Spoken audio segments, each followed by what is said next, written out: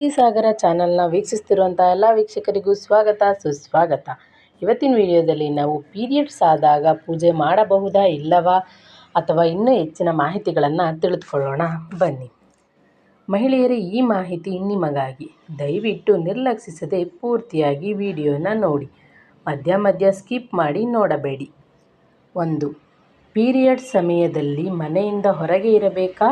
ಮನೆಯೊಳಗೆ ಇದ್ದರೆ ಅದು ಮನೆಗೆ ತೊಂದರೆನಾ, ಅನಿಷ್ಟನಾ? ಮನೆಗೆ ಆಗಿ ಬರುವುದಿಲ್ಲವಾ?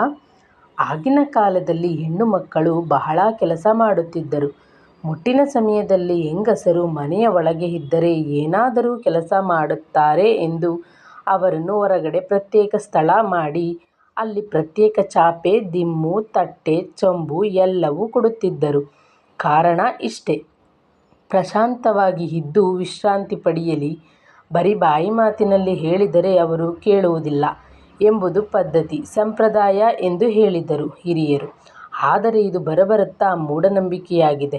ತುಂಬ ಬೆನ್ನು ನೋವಿದ್ದಾಗ ಚಾಪೆ ಮೇಲೆ ಮಲಗುವುದು ಬಹಳ ಒಳ್ಳೆಯದು.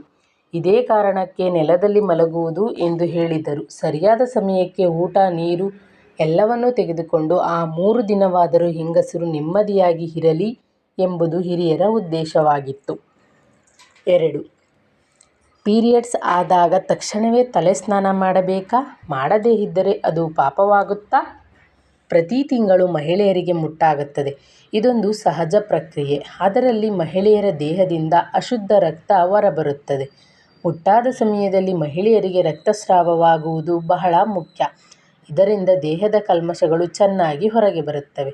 ರಕ್ತಸ್ರಾವವು ಮುಕ್ತವಾಗಿ ದೇಹದಿಂದ ಹೊರಹೋಗಲು ದೇಹವು ಬೆಚ್ಚಗಿರುವುದು ಅವಶ್ಯಕವಾಗಿದೆ. ಪ್ರತಿ ಮಹಿಳೆಯರಿಗೆ ಮುಟ್ಟಿನ ಪ್ರಕ್ರಿಯೆ ವಿಭಿನ್ನವಾಗಿರುತ್ತದೆ. ಕೆಲವರಿಗೆ 3 ದಿನ, ಕೆಲವರಿಗೆ 5 ದಿನ ಮತ್ತು ಕೆಲವರಿಗೆ 7 ದಿನದವರೆಗೆ ರಕ್ತಸ್ರಾವವಾಗುತ್ತದೆ. ಈ ಎಲ್ಲದರಲ್ಲೂ ಮೊದಲ 3 ದಿನಗಳು ಬಹಳ ಮುಖ್ಯ.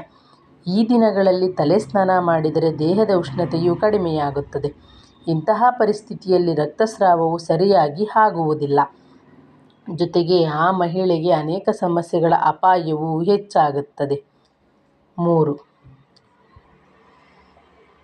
ಪೀರಿಯಡ್ಸ್ ಸಮಯದಲ್ಲಿ ದೇವರ ಪೂಜೆ ಮಾಡಬಹುದಾ? ಒಮ್ಮೆ ಯೋಚಿಸಿ ನೋಡಿ.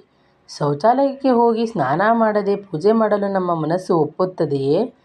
ಅಥವಾ ಧೂಳು ಕಸದಲ್ಲಿ ಕೆಲಸ ಮಾಡಿ ಸ್ನಾನ ಮಾಡದೆ ಪೂಜೆ ಮಾಡಲು ಮನಸ್ಸು ಒಪ್ಪುತ್ತದೆಯೇ?